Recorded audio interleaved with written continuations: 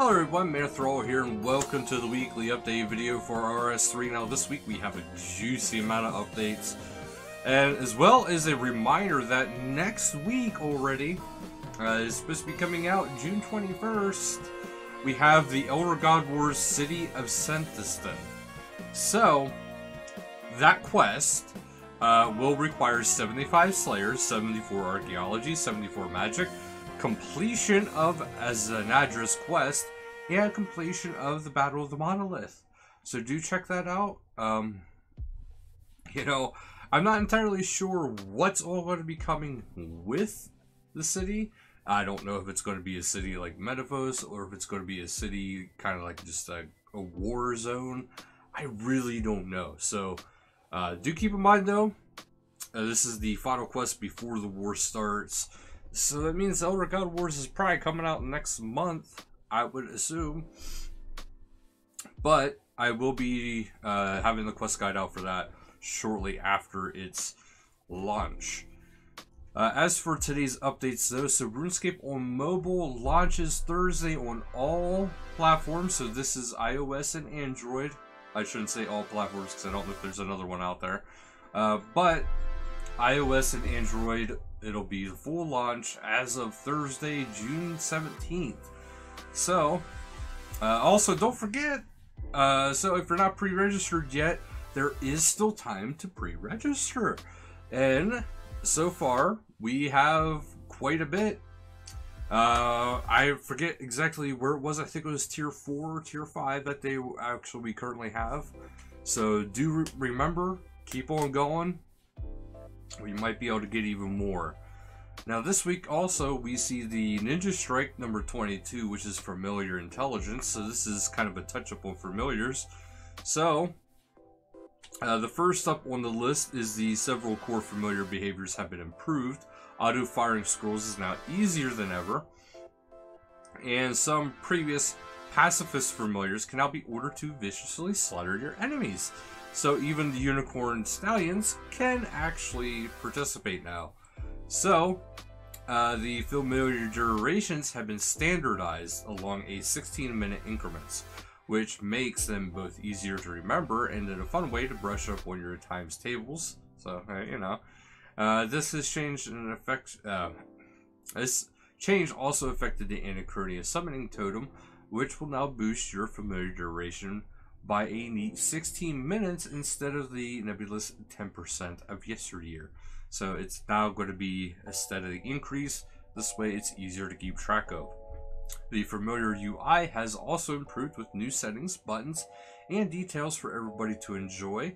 They also renamed familiar scrolls so it's more clear which familiars they belong to. Tooltips and other information have been updated accordingly. So if you're looking to get familiar with the fine details of this update, be sure to check out the patch notes, and I will be doing just that for you guys. Don't forget, today is the last for the Battle of the Monolith, starting today, so head into it, see if you can't win this battle.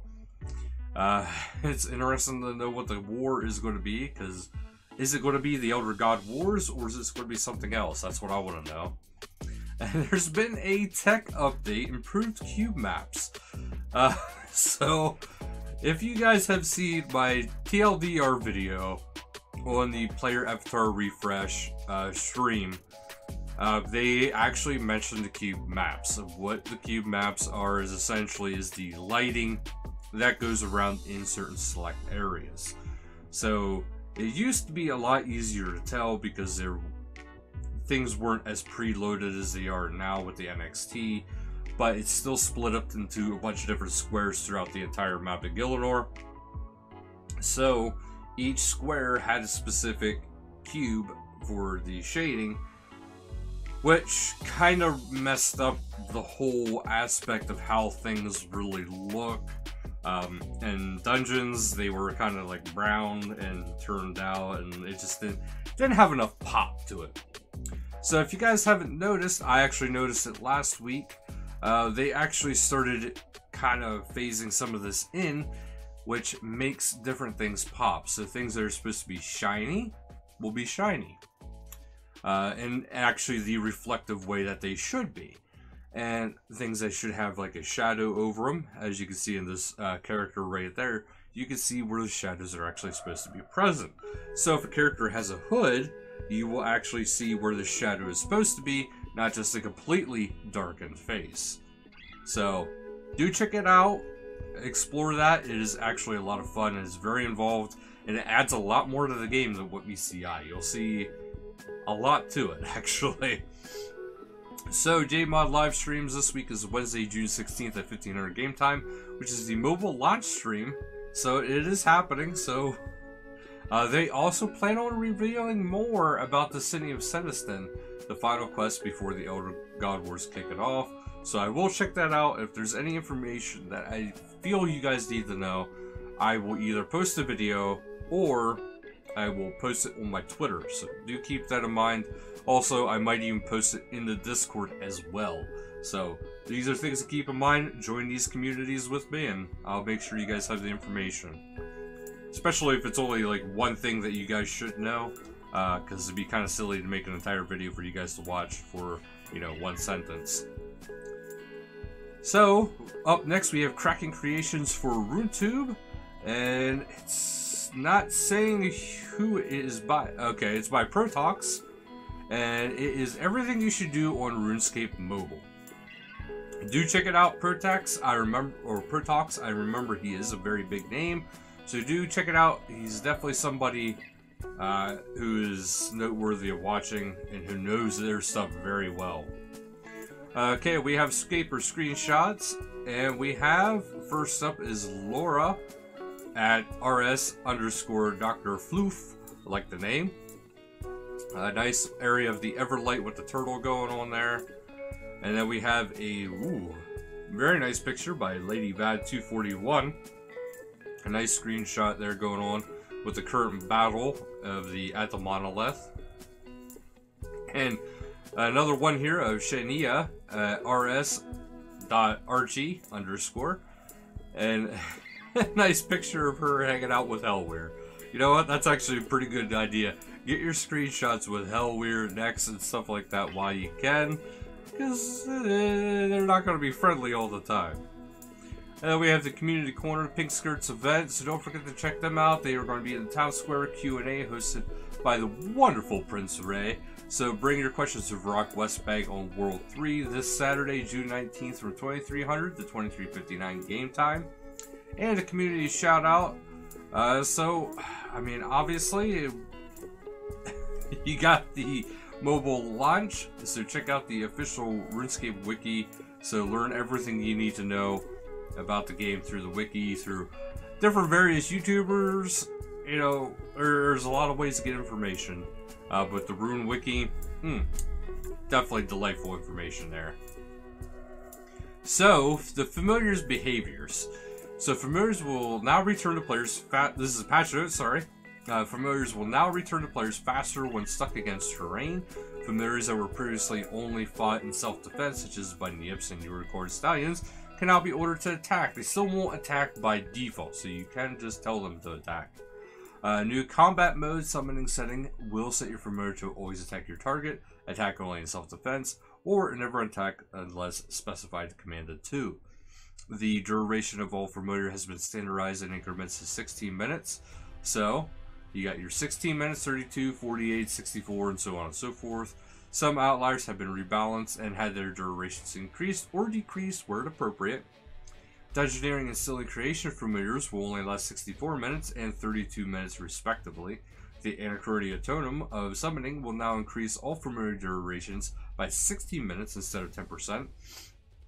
All familiars except Spirit Pack and Prayer Picks may now store their respective scrolls. The following familiars can now auto-fire their scrolls: the Spirit Spider, Macaw, Spirit Terror Bird, Ibis, Fruit Bat, Nightmare, Moospa, Ghast, Spirit Warpig, and Ravenous Locust. Some familiars can no longer have their auto-fire set. Previously, these familiars could set a rate, but would never actually fire. Legendary pets with the Beast of Burden ability can now be turned into Beast of Burden by left-clicking on or tapping the pouch. Familiar UI, the follower details have been updated, so various icons have been replaced with new graphics. The familiar special points bar is now green, the same color as its action bar variant. Added a button to set the special attack auto fire rate, and remove the right click option to do the same thing on the special points bar. Added a new button to directly access familiar settings from the settings interface. Added a new button to store or take scrolls with 4 different options: store max, take all, store X, and take X. Added a new information panel, which when expanded displays all information regarding the familiar, which could usually be found on the pouch. Added hover/tap tooltips to various interface components. The indicated for scrolls remaining in the backpack and held by the familiar have been made more prominent. The interface components will now auto adjust when resizing the interface. These changes also apply to the Beast of Burden inventory view, where you'll find a new collapsible panel for the relevant buttons. Added 2 new settings to automatically close and open the follower details interface when a familiar despawns or spawns or despawns. On mobile, the Beast of Burden inventory now has a bigger slot for better visibility. With few exceptions, despawning familiars will no longer automatically close open interfaces. Follower interactions settings can now be in the main settings menu under both combat and skilling options. Familiars, this is general quality of life. Tooltips for summoning pouches now display the summoning level required, the familiar duration, type of familiar, so Beast of Burden, skill booster, etc., etc. Familiar abilities, if applicable, a relevant scroll and effect, which combat mode is enabled by default, highlighted key wording. Familiar scrolls have had a similar tooltip touch-up and now display the familiar they belong to and how many special move points they'll consume. Familiar scrolls are now also named after their respective familiars. For example, Death from Above is now Ripper Demon Scroll, Death from Above. Dungeoneering and Steel Creation familiars also had their scroll pouch information updated, so those same familiars can now also hold their own scrolls now. They'll also be affected by the Anachronia Summoning Totem.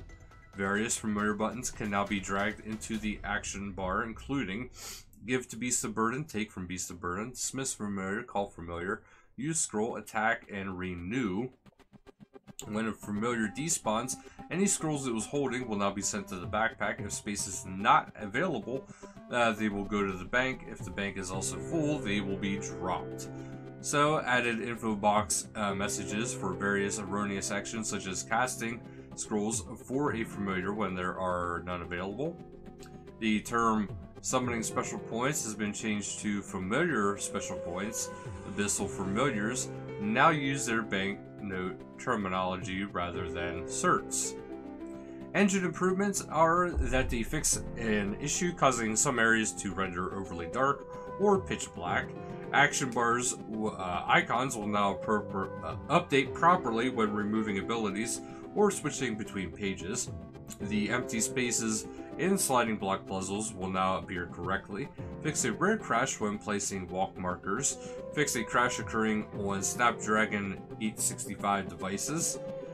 Fix a number of issues with the on-screen keyboard input on iOS devices. Item stack counts will now appear on the Samsung Galaxy S20, S21, and Note 20. Players on Intel GPUs will no longer see black or invisible textures in compatibility mode. RuneScape is now only available on iOS versions 14.0 and above. Improved point light brightness on mobile devices. Improved the speed of cache validation. Added contextual keyboards and autocorrection on keyboards for iOS. Marketplace, the option to purchase X amount has been re-added to the admin store. Silver members can once again upgrade their Silver Premier Club to Gold via the Bond store on the Marketplace. Players are now required to enter their bank pin if they are accessing the Marketplace through the lobby.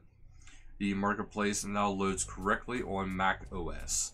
Other is fixed the font spacing issue for some strings, removed overlapping text on the report player interface on the lobby, corrected an issue that prevented the create button from activating in the Gizmo shell interface, prevented client stuttering after exiting the cutscene where the magic stick appears.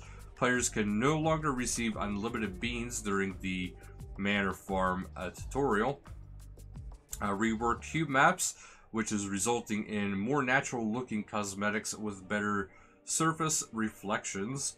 Social tabs in the lobby and the desktop client now extend to the correct height. Corrected the text for the Sunshade achievement, which now previously stated 14 floors instead of 25. And that is actually it for today's update, guys. So thank you guys so much for watching, and until next time, later, guys.